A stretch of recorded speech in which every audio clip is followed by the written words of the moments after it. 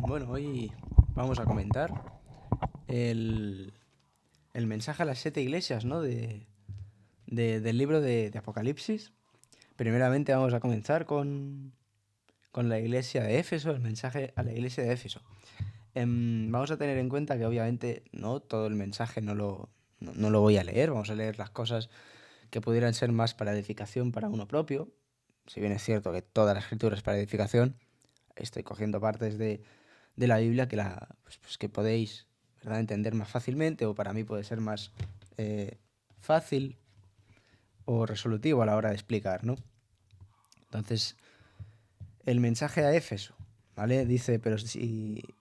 aquí lo dice, pero tienes esto, que aborreces las obras de los nicolaitas, las cuales yo también aborrezco. Para todo aquel que no lo sepa, una obra de un nicolaita era ponerse por encima de alguien. Es decir, hoy por ejemplo, hoy día lo que hacen los sitios religiosos es que hay un pastor y el pastor enseña a los demás. Antes la iglesia primitiva, y bueno, como siempre ha sido cuando Dios fundó la iglesia, es para que fuésemos iglesias, y luego los hombres lo han cambiado, a cosa suya. Pues había diferentes hermanos, hermanas en la fe, gente que había creído el Evangelio, producto de eso se les había sumergido, ¿verdad?, en ellos el Espíritu Santo, y ahí habían sido salvos, ¿no? Pues estas personas siempre estaban pues juntas, hablando de las escrituras, predicando el Evangelio, y no había ningún líder entre ellos, sino que el único líder obviamente pues, era Cristo, que no estaba entre ellos, ya había, o sea, sí estaba en ellos, pero no en forma física, ¿no? Hasta el día de hoy. Entonces esto es lo que es la obra de los Nicolaitas, ponerse por encima de alguien y a partir de ahí enseñar. Lo que Dios siempre quiso en cuanto a la iglesia fue igualdad. Si bien es cierto que tanto las mujeres como los hombres que hayan sido salvos tienen facciones diferentes, pueden hacer cosas diferentes, ¿verdad? Em, Esto es algo lógico. Por ejemplo, hoy en día el hombre va a trabajar y cuando va a trabajar gana más que la mujer. ¿Por qué gana más que la mujer? Bueno, pues por el simple y mero hecho de que si el hombre gana más, es por poner un ejemplo, si el hombre gana más que la mujer, entonces es la mujer la que tiene que estar cuidando la casa, cuidando de su propio hijo, ¿eh? Y es ahí en donde se genera un orden, y es ahí en donde, por ejemplo, pues la mujer no podría hacer ciertos trabajos físicos que sí hace el hombre. Y esto no es ser machista, es ser realista. Tampoco el hombre se le va a dar también nunca la flexibilidad que tiene la mujer a la hora de bailar, por poner un ejemplo. Entonces, aquí también, tanto la mujer como el hombre tenían roles distintos, los siguen teniendo, la otra cosa es que se siga respetando o no. Entonces, es eso. Luego más adelante dice, el que tiene oído, oiga lo que el Espíritu dice en las iglesias. Al que venciere, le daré a comer del árbol de la vida, el cual está en medio del paraíso de Dios. Tenemos que tener en cuenta que toda la escritura está hecha, en este caso sí, para la iglesia de Éfeso, pero toda la escritura está puesta para nuestra enseñanza. Y también estos mensajes van directos a nosotros porque tenemos un mismo espíritu. Y eso significa que, por ejemplo, al que venciere, ¿el qué? La muerte, el pecado. ¿Cómo se vence la muerte? Que es la consecuencia del pecado. Simple, no se puede. O si se puede de una forma, creyendo el Evangelio. O sea, tú has pecado, te mereces la muerte, te mereces estar sin Dios para toda la eternidad. Más si tú crees que fue Dios el condenado de esto, entonces, por tu fe, ¿verdad? Ya no vas a ser condenado tú por culpa de tus pecados, ya no vas a ser el condenado tú por tu incredulidad, ¿verdad? Sino que has pasado de muerte a vida. Entonces esto es lo mismo, al que venciere, le daré a comer del árbol de la vida, el cual está en medio del paraíso de Dios. Toda aquella persona que ya haya creído el Evangelio y que en ella haya sido sumergido el Espíritu Santo, entonces esta persona tendrá este premio. No que lo puedas perder el premio, ni que no lo puedas perder. Vamos con otros, ¿verdad? Versículos. En este caso, mensaje a la iglesia de Pérgamo. Y también tienes a los que retienen la doctrina de los nicolaitas, a la que yo aborrezco. Aquí otra vez Dios hablando de gente que se quería poner por encima de la iglesia. Por tanto, arrepiéntete, pues si no, vendré a ti pronto y pelearé contra ellos con la espada de mi boca. El que tiene oído, oiga lo que el Espíritu dice a las iglesias. Vemos que este es un mensaje también a las iglesias en general, ¿verdad?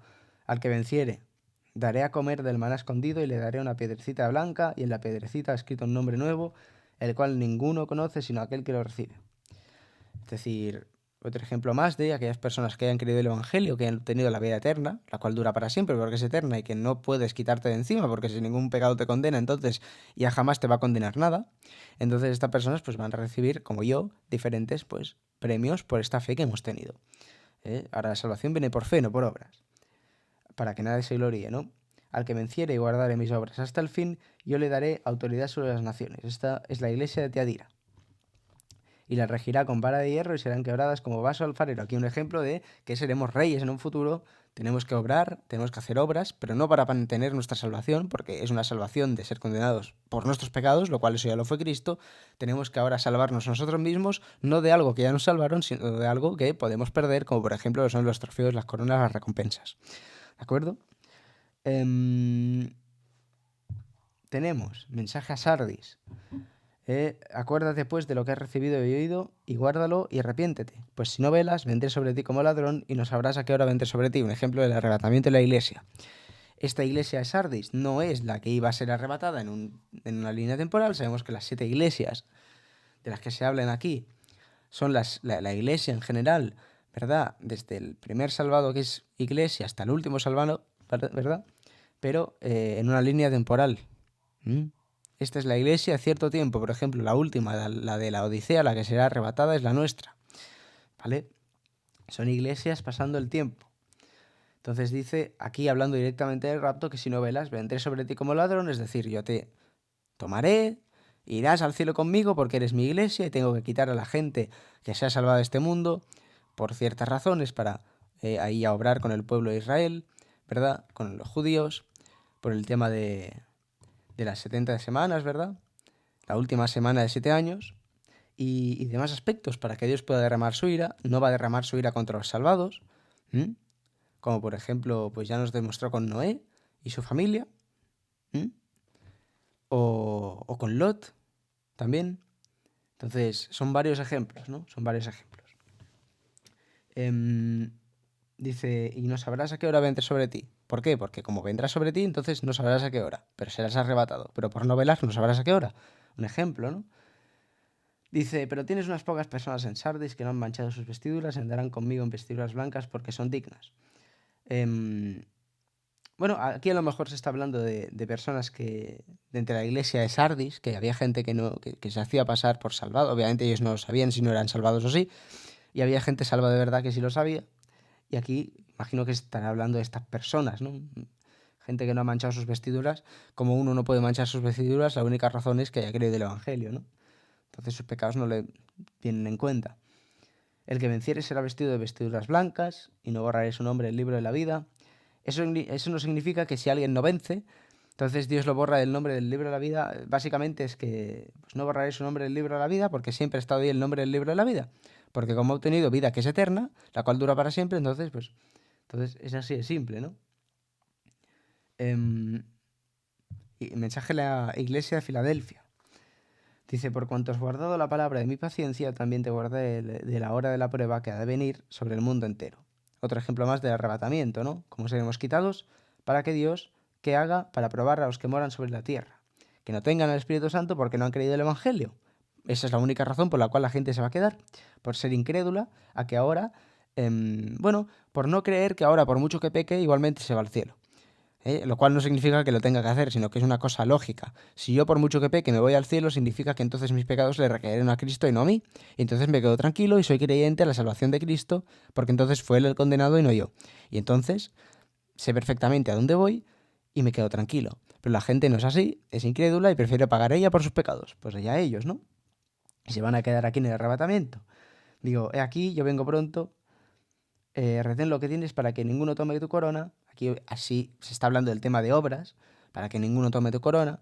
Tienes que hacer obras para que nadie te tome tus premios, lo que te corresponde a ti.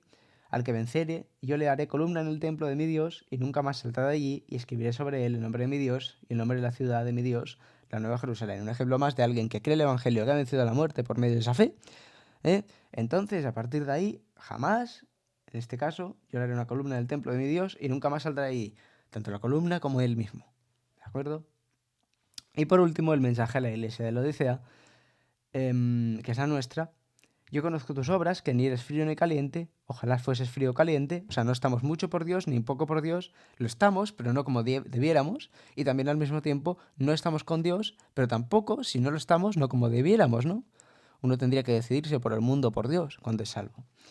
Pero por cuanto eres tibio y no frío ni caliente, te vomitaré de mi boca. Esto significa que pierdas la salvación, eso significa que simplemente pues Dios siente por nosotros esto al ver personas salvadas que no se enfocan totalmente por Él. Así es simple, ¿no? Porque tú dices, yo soy rico y me he enriquecido y de ninguna cosa tengo necesidad, porque en este tiempo las personas, por ejemplo, ¿verdad? En América, Estados Unidos, ciertas partes de Asia, Europa, se vive muy bien. ¿Eh? Y dice, y no sabes que tú eres un desventurado, miserable, pobre, ciego y desnudo, por cuanto a las riquezas de Dios se refiere. Por tanto, yo te aconsejo que de mí compres oro refinado en fuego, para que seas rico y vestiduras blancas para vestirte, y que no se descubra la vergüenza de tu desnudez, y unge tus ojos con colirio para que veas. Yo reprendo y castigo a todos los que amo, sé pues celoso y arrepiéntete. Aquí se está hablando de la disciplina del Padre para con la gente que no hace bien las cosas, que es salva. ¿Eh? Por ejemplo, en mi caso y el caso de pues, las personas que somos iglesia en este tiempo. ¿Eh? No estamos con Dios como debiéramos, ¿no? He aquí, yo estoy a la puerta y llamo. Si alguno oye mi voz y abre la puerta, entraré a él y cenaré con él y él conmigo.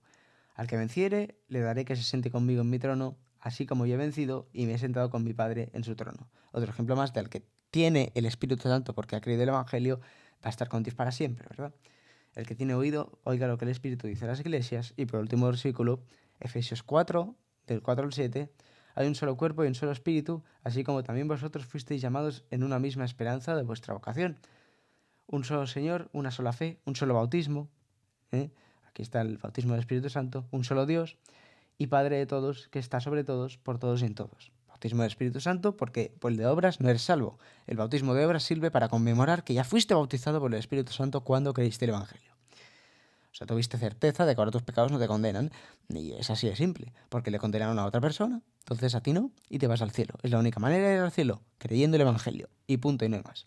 Pero a cada uno de nosotros se nos ha concedido la gracia conforme a la medida del don de Cristo, ¿verdad? Hay un solo cuerpo y un solo espíritu. Por esto este mensaje a las iglesias de la Odisea al final es para una sola persona, para la iglesia, en este caso como lo soy yo. Y por último, ahora sí, último versículo, 1 Corintios, capítulo 2, versículo 16, porque ¿quién ha conocido la mente del Señor para que se le instruya? Para que le instruya, mas nosotros tenemos la mente de Cristo. Entonces aquí es cuando una persona obviamente puede declarar fácilmente, mediante leer las Escrituras, lo que dice Dios, sin necesidad de que nadie le enseñe, porque ya tiene a Cristo, y Cristo mismo en mí mismo es quien os enseña a vosotros, y vosotros si tenéis al Espíritu Santo también podéis edificarme a mí. Nos vemos en próximos vídeos. Un saludo.